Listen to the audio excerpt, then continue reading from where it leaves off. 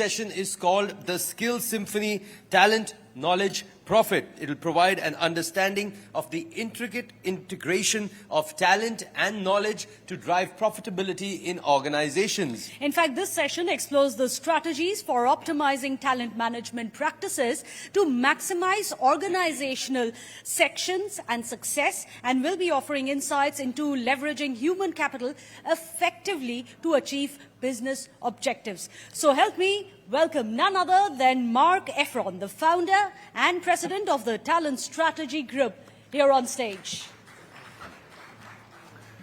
Good afternoon, India. Let's try that again. Normally when I say good afternoon, India, people say good afternoon, Marc. Good afternoon, India. A louder one, please. There we go. We have a very busy 15 minutes ahead of us, because in the next 15 minutes you're going to learn exactly what you need to do to build better talent faster in your organization. I'm going to tell you the 2 key questions that you need to answer, and I'm going to give you the answers to those questions, and it's going to be simple and things that you can start implementing Monday morning.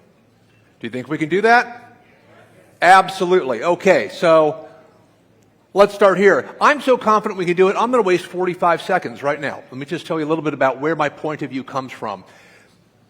I'm very fortunate I get to work with the best companies, governments, NGOs, not-for-profits, foundations around the globe, helping them to solve their most tricky talent issues. We also run a talent management institute at the University of North Carolina.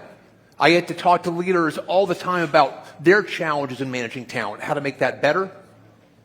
And then in my spare time, I write books for Harvard on talent and high performance in organizations. So that gives you a bit of insight around where my perspective comes from.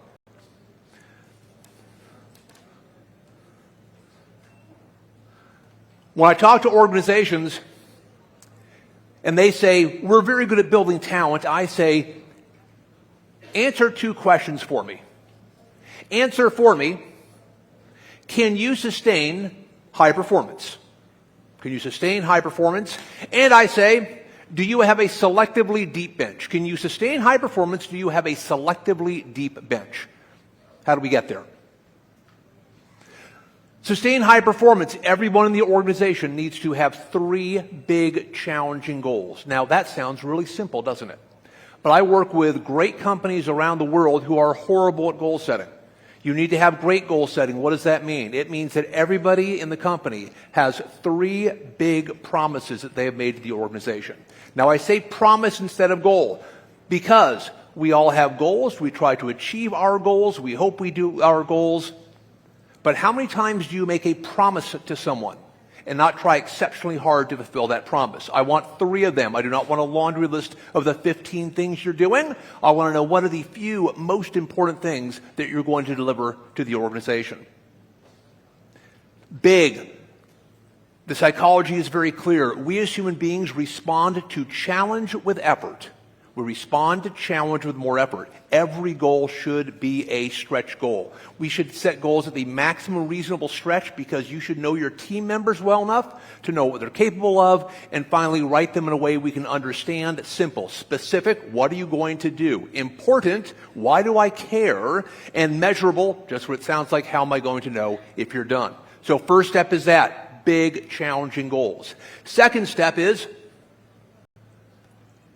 once we have those goals set, frequent, transparent coaching for performance. Most leaders are not as good at this as they should be. Most leaders are not as transparent as they should be. I'm going to radically simplify good coaching for you. We call this 2+2. Once a quarter, tell your team members to meet with each of their direct reports. It can be a conversation that is as short as 15 minutes.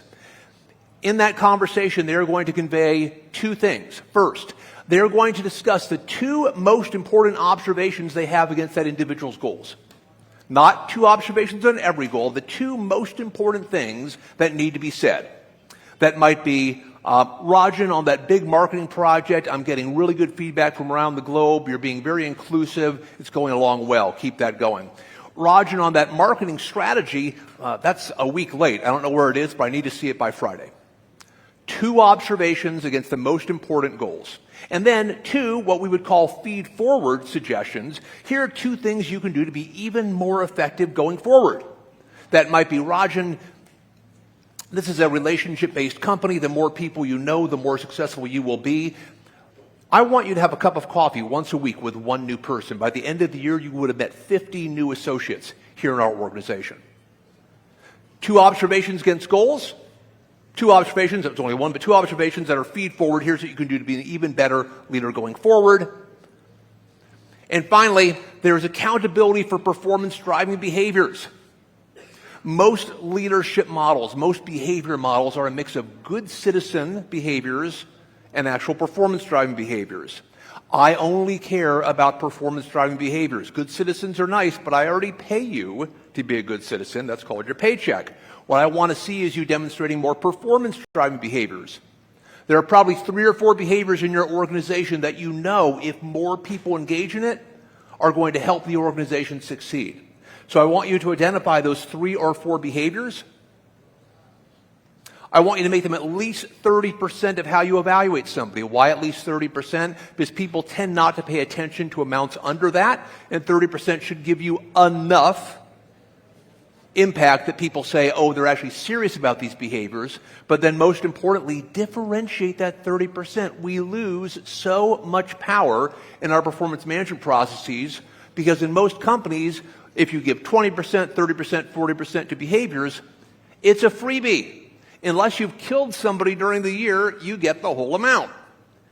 But we differentiate on performance. Why don't we differentiate on behaviors?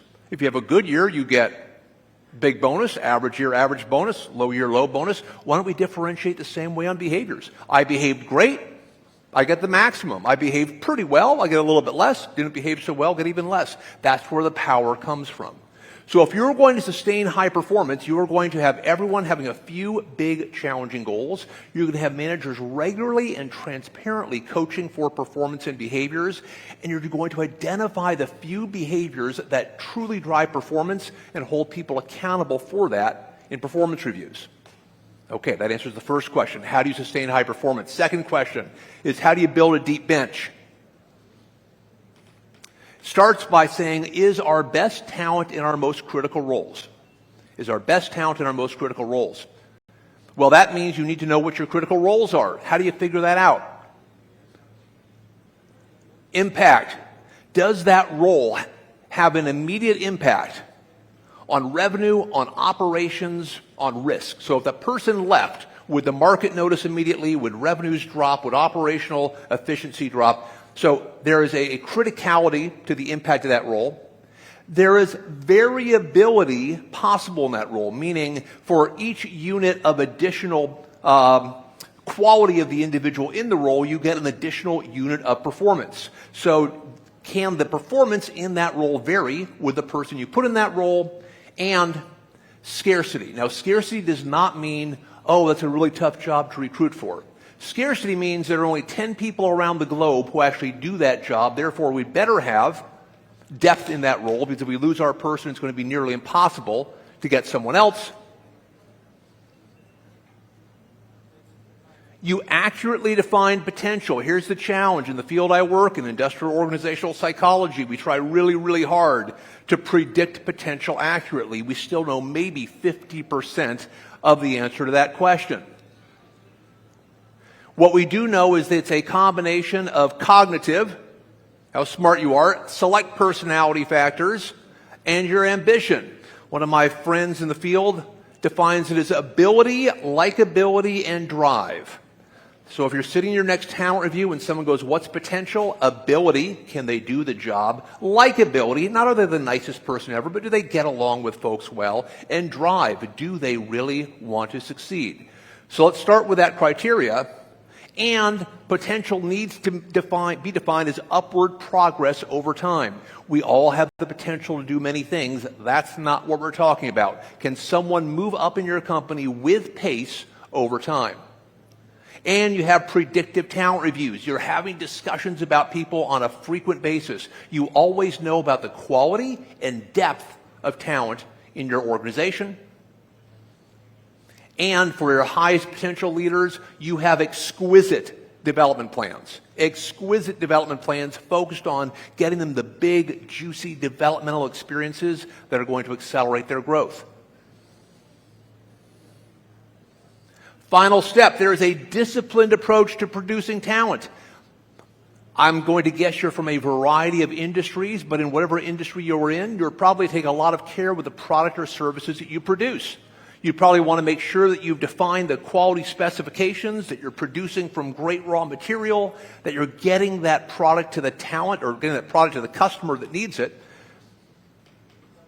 Why wouldn't we treat our people at least as well as we treat our products? We know how to develop people. Why don't we set up that same careful, disciplined production line to grow people that we do to produce our products? If we did that, we'd probably start by saying, what are we trying to grow? What are the specifications? Now, this seems like an easy question, but I go to a lot of clients around the world and I say, what are you trying to grow? And they'll say, leaders? And I'll say, well, okay, what type of leaders? And they'll say, great leaders?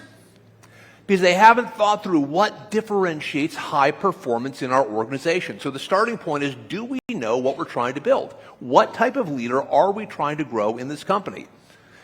Next step is to say, we have a lot of good talent in this company, but not everybody can be produced into what we've just defined. So do we have regular conversations to sort through all the good talent we have and make predictions about who can go far and fast in the company? Who has the most potential? Then the most challenging piece, where most companies fall down, is the actual production process. Do you know how to produce what you specified? Do you have what we'll call the machinery, the experiences, the exposure, the education to actually produce talent? And if you know how to build the talent, you have the machinery, are you actually moving people through the process so they grow? A lot of my clients, they spend a lot of money on machinery, but they never actually run people through the machine. Finally, distribution. This is a bigger deal post-pandemic than it was pre-pandemic. Can you get that talent to where it's needed? If you've spent all your time and effort building great quality talent, but they don't want to go where you want them to go, or their manager's holding on to them for dear life so that they can't go to that next job, you've just built a bunch of inventory in talent. Inventory is expensive. So, when we talk about building great quality talent, you've probably heard a lot of complex solutions in your business life. I can promise you the starting point is what we talked about today. Can you sustain high performance? Does everybody have 3 big, challenging, and aligned goals? Are you having regular and transparent coaching conversations with your team members? Are you reinforcing those performance-driving behaviors? Are you building selectively deep bench? You don't need bench strength for every single job, but for the ones that matter most, for those critical roles. Do you know those critical roles are your best people in them? Do you accurately measure and define potential? Do you know who can move far and fast? And finally, do you have that disciplined production line, a structured approach to producing great quality talent? It's as simple as that. The companies who do this well win through execution.